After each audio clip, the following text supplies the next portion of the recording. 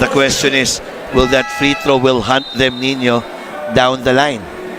Pumasok eh. Oo, pumasok. So, 8 puntos na lang ito.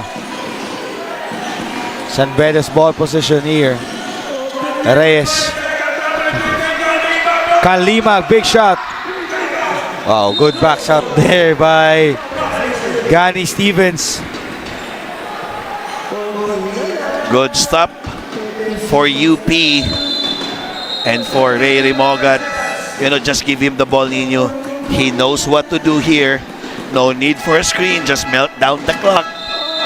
Maybe around 7 to 6 seconds pwede kang atake.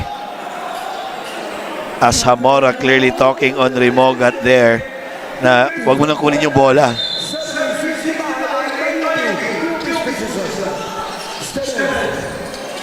BJ Pre.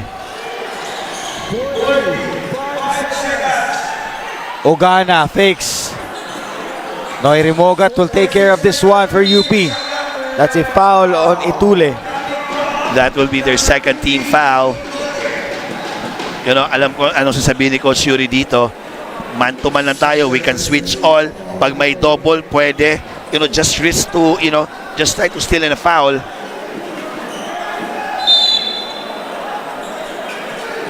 (73-65). Payosing controlling it. Payosing to the corner. James, nabitawan pa. 3 seconds. Yes, again, Gani Stevens, pwede naman siyang hindi pumunta doon eh. You just need to let the clock melt. And we have a timeout here for Coach Yuri Squeta. For sure, Nino, they will opt for a quick 3 here. We'll be right back.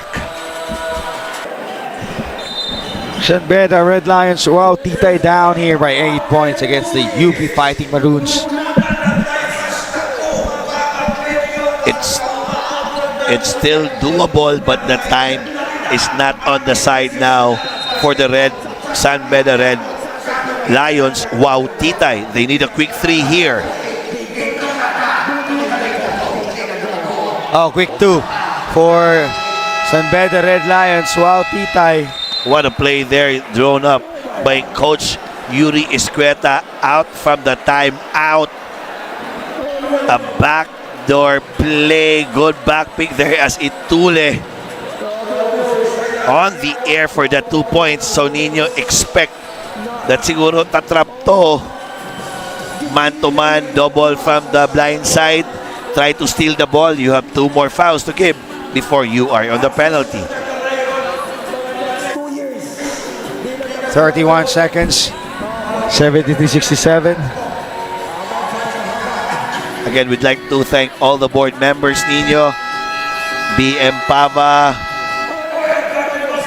BM Dr. Ralph. Ganda ng laro natin ng pickleball doon, no? Kahit nga ikaw gusto mo na.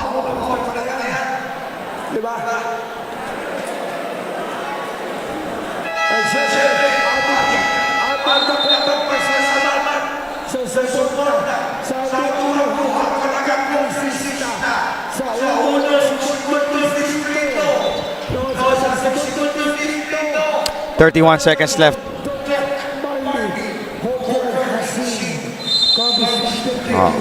Second district representative pala, Doc Marley Hofer Hasim. A foul on San Beda. Third na nila.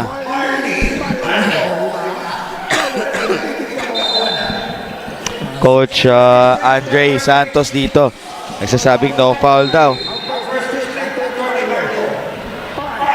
Zamora with a foul.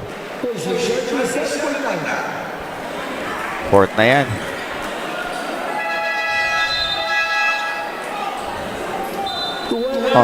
Shoutout pa rin natin, Jmar Bainos. Hi sir. Mayong gabi Sir Jmar. Lumalab life na kaibigan ko.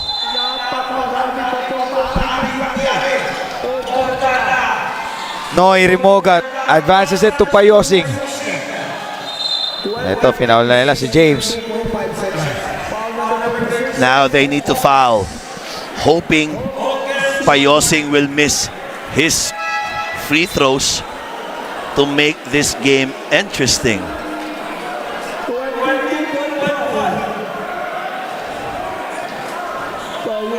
'73, 67.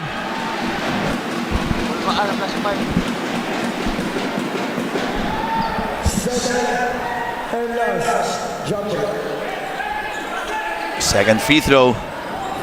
San Beda now hoping for a miss. And then a three-pointer.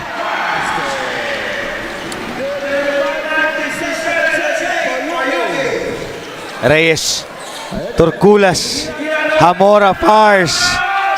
Nope. Rebound by Hawkins.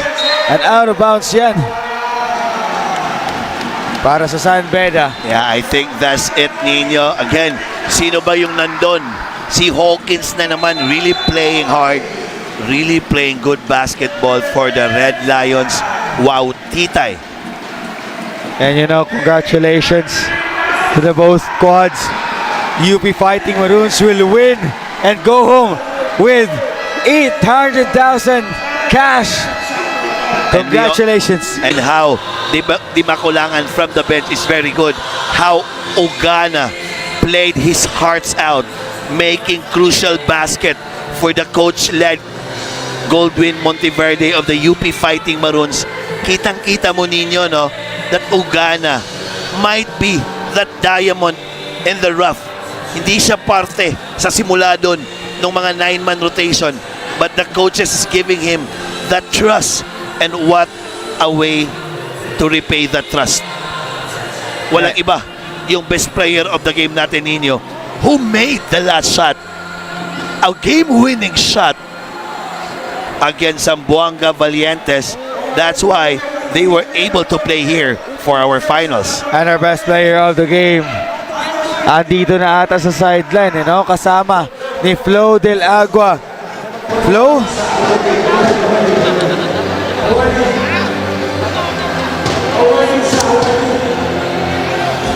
Si Bugay Nones, itong finals MVP natin, para mahuhulaan nyo na yata, pero para mas maging klaro sa inyo, Russell Ogana of the UP Fighting Maroons, 8th champion of the 4th Governor Dr. Ann K. Hofer Open Invitational Basketball. Russ, champion ka na!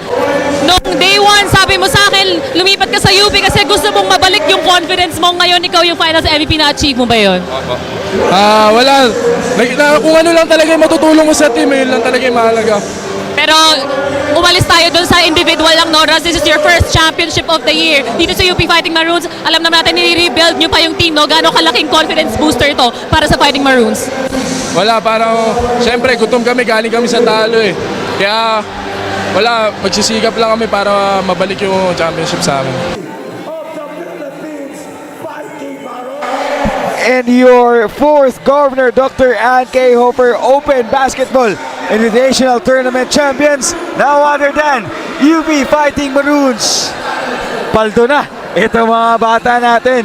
And to Dr. Governor Ann K. Hofer, to our Vice Governor Boss Richard Oligario, to all the board members, all the congressmen, and syempre to Sir Engineer Bong Ferrer, to Ma'am Tata, and the rest of the committee dito sa ating 4th Governor Dr. Ann K. Hofer. To Sir Jay, to Attorney Jay, thank you so much. To our production team here, led by Sir Roy Ruiz, sa kanyang mga cameraman, sa kanyang assistant, si Levy, sa kanyang cameraman, sina Homer, Junjun, Dennis, and to our coach reporters, Flo Del Agua, Maris Victorio, Sarah Thirchman, to our analyst here, Coach Kim Reyes, Coach Paul Hoven, and ito po, yours truly, Nino Abanid. Daghang salamat for having us and joining us sa ating tournament dito ngayong 4th Governor Dr. Ann K. Hofer Open Invitational Tournament. Happy Silver Anniversary Araw ng Zamboanga Sibugay. Maayong gabi o daghang salamat, and let's celebrate love and happy araw ng Zamboanga Sibugay.